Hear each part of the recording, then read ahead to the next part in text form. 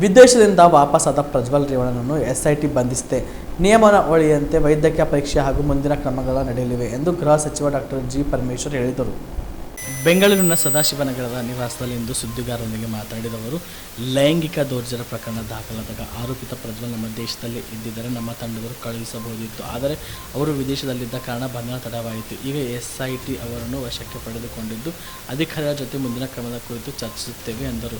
ಆರೋಪಿ ಪ್ರಜ್ವಲ್ ರೇವಣ್ಣಗೆ ವೈದ್ಯಕೀಯ ಪರೀಕ್ಷೆ ನಡೆಸಲಾಗುತ್ತಿದೆ. ನಂತರ ನ್ಯಾಯಾಲಯಕ್ಕೆ ಹಾಜರುಪಡಿಸಲಾಗುತ್ತದೆ. ಎಲ್ಲವೂ ಪ್ರೊಸೀಜರ್ ಪ್ರಕಾರವೇ ನಡೆಯುತ್ತದೆ. ಸಂತ್ರಸ್ತ ಮಹಿಳೆಯರಿಗೆ ಬಂದು ದೂರು ನೀಡಲು ಮನವಿ ಮಾಡಿದ್ದೇವೆ. ಕಾನೂನು ರೀತಿ ತನಿಖೆ ಮುಂದುವರೆಯಲಿದೆ ಎಂದು ತಿಳಿಸಿದರು. ಪ್ರಜ್ವಲ್ ರೇವಣ್ಣ ಅವರು ಲ್ಯಾಂಡ್ ಆಗಿದ್ದಾರೆ. ಇಮಿಡಿಯೇಟ್ ಆಗಿ ಎಸ್ಐಟಿ ಆಫೀಷಿಯಲ್ಸ್ ಅವ್ರನ್ನ ಕಸ್ಟಡಿಗೆ ತಗೊಂಡು ಅರೆಸ್ಟ್ ಮಾಡಿದ್ದಾರೆ. ಎಸ್ಐಟಿ ಹೆಡ್ ಕ್ವಾರ್ಟರ್ಸ್ ಕರ್ಕೊಂಡು ಹೋಗಿದ್ದಾರೆ ಸರ್.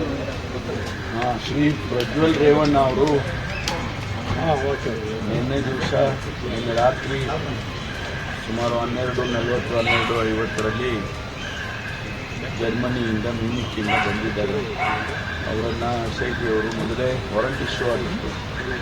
ಅದರ ಪ್ರಕಾರ ಅವರನ್ನು ಅರೆಸ್ಟ್ ಮಾಡಿ ಅವರ ಕಸ್ಟಡಿಗೆ ತಗೊಂಡಿದ್ದಾರೆ ಮತ್ತು ಮುಂದಿನ ಪ್ರೊಸೀಜರ್ಸ್ ಏನಿದೆ, ಕಾನೂನಾತ್ಮಕವಾಗಿ ಏನು ಮಾಡಬೇಕು ಅದನ್ನು ಇವತ್ತು ಅವರು ಮಾಡ್ತಾರೆ ಅಂತ ಅಂದ್ಕೊಂಡಿದ್ದೀನಿ. ಯಾಕೆಂದರೆ ನಾನು ಇನ್ನೂ ಕೂಡ ನಮ್ಮ ಅಧಿಕಾರಿಗಳ ಜೊತೆ ಅದನ್ನು ಚರ್ಚೆ ಮಾಡಿಲ್ಲ.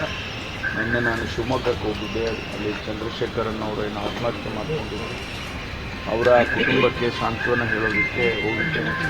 ಹಾಗಾಗಿ ನಾನು ಕೂಡ ತಡವಾಗಿ ಬಂದೆ. ನಾನು ನಮ್ಮ ಅಧಿಕಾರಿಗಳ ಜೊತೆ ಅದನ್ನು ಚರ್ಚೆ ಮಾಡಿದ್ದೀನಿ.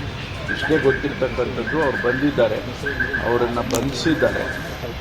ಅವರನ್ನು ಕಾನೂನಿನ ಪ್ರಕಾರ ಏನು ಕ್ರಮ ತಗೊಳ್ಬೇಕು, ಅವರಿಗೆ ಮೆಡಿಕಲ್ ಎಕ್ಸಾಮಿನೇಷನ್, ಅವರನ್ನು ಜುಡಿಷಿಯಲ್ ಇವರಿಗೆ ಪ್ರೆಸೆಂಟ್ ಮಾಡಿ ಅದೆಲ್ಲ ಮಾಡ್ತಕ್ಕಂಥ ಪ್ರೊಸೀಜರ್ ಏನಿದೆ ಅದನ್ನು ಅವರು ಮಾಡ್ತಾರೆ. ಅದಾದಮೇಲೆ ಮುಂದೆ ಏನು ಅವರು ಪ್ರೊಸೀಜರು, ಅವರನ್ನು ಪ್ರಶ್ನೆ ಮಾಡ್ತಕ್ಕಂಥದ್ದು ಮತ್ತೆಲ್ಲ ಆ ಪ್ರೊಸೀಜರ್ಗಳನ್ನ ಮುಂದೆ ಮಾಡ್ತಾರೆ.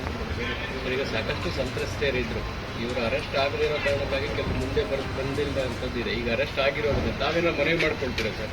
ಇಲ್ಲ, ನಾವು ಮೊದಲೇ ಹೇಳಿದ್ದೀವಿ, ಯಾರಿಗೆ ತೊಂದರೆ ಆಗಿದೆ ಅವರು ಬಂದು ಕಂಪ್ಲೇಂಟ್ಸ್ ಕೊಡ್ಬೋದು ಪೊಲೀಸ್ನವ್ರ ಮುಂದೆ ಅಥವಾ ಎಸ್ಐಟಿ ಮುಂದೆ ಬಂದು ಹೇಳ್ಬೋದು ಅಂತ ಮೊದಲೇ ಹೇಳಿದ್ದೇವೆ. ಅವರಿಗೆಲ್ಲ ರೀತಿಯ ನಾವು ರಕ್ಷಣೆ ಕೊಡ್ತೇವೆ ಅಂತಲೂ ಕೂಡ ಹೇಳಿದ್ದೇವೆ. ಅದು ಮುಂದೆ ಯಾವ ರೀತಿ ಬೆಳವಣಿಗೆ ಆಗುತ್ತೆ ಕಾದು ನೋಡಬೇಕು. ಇಲ್ಲ, ನಾನು ಅದನ್ನು ತಿಳ್ಕೊಳ್ಳೋಕೆ ಪ್ರಯತ್ನ ಮಾಡಿಲ್ಲ. ಅವರು ಕೆಲವು ವಿಷಯಗಳನ್ನು ಅವರು ಗೌಪ್ಯವಾಗಿ ಇಟ್ಕೊಳ್ತಾರೆ. ಅದಕ್ಕಾಗಿ ನಾನು ಹೆಚ್ಚಿಗೆ ಪ್ರೋಬ್ ಮಾಡೋದಕ್ಕೆ ಹೋಗೋದಿಲ್ಲ. ನಾವು ಬಂಧನ ಪ್ರಕ್ರಿಯೆ ಸಹಕಾರ ಕೊಟ್ಟಿದ್ದಾರೆ ಸರ್? ಗೊತ್ತಿಲ್ಲ ನಿಮಗೆ ಸರ್, ಅವ್ರು ಬಂಧಿಸಿದ್ದಾರೆ ಅಂತ ಅಷ್ಟೇ ಗೊತ್ತು. ಅವರು ಸಹಕಾರ ಕೊಟ್ಟಿದ್ದಾರೆ, ಸ್ವಾಭಾವಿಕವಾಗಿ ಕೊಡಲೇಬೇಕಾಗುತ್ತೆ. ಕೊಟ್ಟಿದ್ದಾರೆ ಅಂತ ಅಂದ್ಕೊಂಡಿದ್ದೀನಿ. ಯಾಕೆಂದರೆ ಅವರು ಇಮಿಗ್ರೇಷನ್ ಪೇಪರ್ಸ್ ಎಲ್ಲ ಕ್ಲಿಯರ್ ಮಾಡಿ ಆನಂತರ ಹೊರಗಡೆ ಬರಬೇಕಲ್ಲ. ಅವರು ಡಿಪ್ಲೊಮ್ಯಾಟಿಕ್ ಪಾಸ್ಪೋರ್ಟ್ ಇರೋದ್ರಿಂದ ಕೆಲವು ಸರಳವಾಗಿ ಆಗ್ತವೆ. ಆದ್ದರಿಂದ ಅದನ್ನೆಲ್ಲ ಮುಗಿಸಿ ಅವರು